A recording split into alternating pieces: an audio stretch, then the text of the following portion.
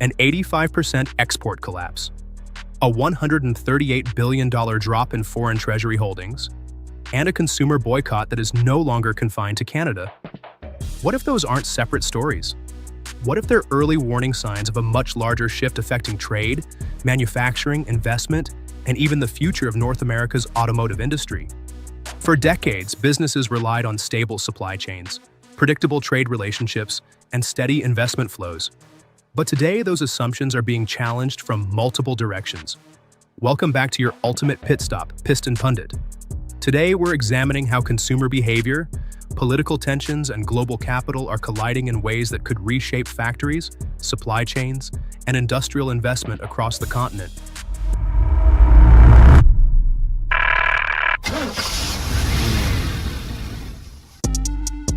Number 5. Consumer Revolt. How an 85% export collapse hit America. One of the most surprising developments is how a consumer boycott evolved into a powerful economic weapon. Instead of governments alone driving the pressure, ordinary consumers became active participants. The clearest example came from Canada, where U.S. spirits exports plunged 85% during the second quarter of 2025, falling below $10 million. Wine, beer, and liquor exports also suffered as provinces removed products from shelves, and consumers chose domestic alternatives. American wineries and bourbon producers felt the impact immediately. Beam Suntory's production pause in Kentucky highlighted the consequences. Much like automotive buyers switching brands, consumers who embrace alternatives often prove difficult to win back. But the damage didn't stop with Canadian consumers.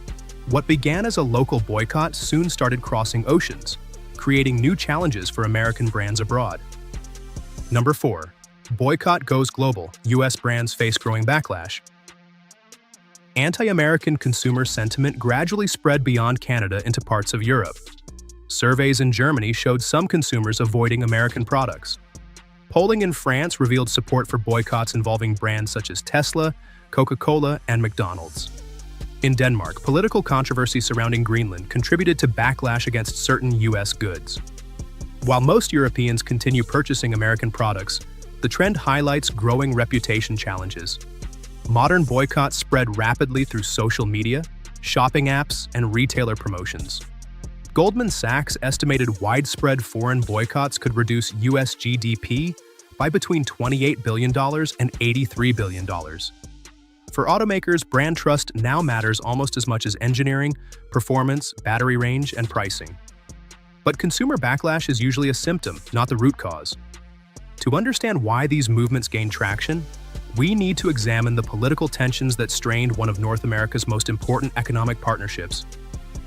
Number 3. Alliance under pressure, trade tensions reshape North America. For decades, the United States and Canada maintained one of the world's most integrated economic partnerships. Vehicles, energy products, agricultural goods, steel, aluminum, and countless components crossed the border daily. That relationship became strained as tariffs expanded and political rhetoric intensified. Many Canadians viewed tariffs on autos, steel, and aluminum as economic pressure directed at a close ally. The automotive sector illustrates the risks. Modern vehicles rely on cross-border supply chains, with parts often moving between the United States, Canada, and Mexico multiple times before assembly. Uncertainty raises costs and complicates long-term planning for battery plants, engine programs, suppliers, and assembly facilities. Trust, once lost, is difficult to rebuild. Before we continue, if you're enjoying this breakdown, take a second to hit that like button and subscribe to Piston Pundit. We cover the stories shaping the future of vehicles, manufacturing, supply chains, and the automotive industry, and your support helps us bring more of these deep dives to fellow enthusiasts. Now, let's shift into a trade dispute that may sound small on the surface, but could carry consequences far beyond the product itself. Because while tariffs on autos and metals grab headlines, another battle is emerging that could create a surprising new precedent for global trade. Number 2. The mushroom dispute, a small tariff with huge risks. Compared with automobiles and steel, energy, or treasury markets, mushrooms may seem insignificant. Yet this dispute could establish an important trade precedent. In May 2026, the U.S. Commerce Department announced preliminary countervailing duties on fresh Canadian mushrooms, with rates ranging from 1.62% to 4.97%. American officials argued that certain Canadian producers benefited from government support considered unfair under trade rules. Canadian producers responded that similar agricultural tax policies exist in the United States. That is where the issue becomes more significant. If agricultural tax treatment is increasingly viewed as a subsidy, other countries could potentially apply similar arguments against American exports, creating broader risks for U.S. agriculture. But while the mushroom dispute focuses on trade rules, the biggest shift may be happening somewhere else entirely, in the global flow of capital. Number 1. Capital heads north. Investors see new opportunities. The biggest development may not be happening on farms or store shelves, but in capital markets. Canada has long been viewed as a stable, resource-rich economy, yet often receives less attention than larger investment destinations. That perception may be changing. Foreign direct investment into Canada reached $96.8 billion in 2025, the highest level in 18 years. Investors are increasingly attracted to Canadian energy, infrastructure, critical minerals, LNG projects, manufacturing, and defense industries.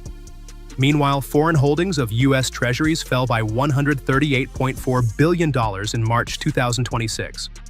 However, the broader story is diversification rather than abandonment, as investors continue allocating significant capital into other American assets.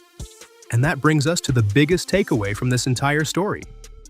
Verdict: beyond tariffs, the economic shift just beginning. What started as a disagreement over tariffs has evolved into a much larger conversation about consumer influence, economic trust, supply chain resilience, and global investment flows. The United States remains the world's largest economy and continues attracting substantial investment, but several warning signs are becoming harder to ignore. Canadian consumers are changing purchasing habits, boycott sentiment has appeared in parts of Europe, and trade disputes are expanding into new sectors. At the same time, Canada is positioning itself as an increasingly attractive destination for long-term investment. For the automotive industry, where factories, battery plants, mineral projects, and supply chains are built, often depends on where capital flows. Now, we'd love to hear from you.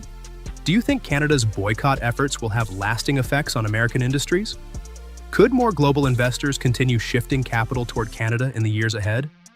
What impact might these developments have on North America's automotive manufacturing sector and future vehicle production? Share your thoughts and experiences in the comments below. If you enjoyed this analysis, subscribe and turn on notifications so you don't miss our next vehicle updates, industry developments, and automotive insights here on Piston Pundit. Thanks for watching, and we'll see you in the next one. You can now check out any of the videos on the screen. There's plenty more to explore.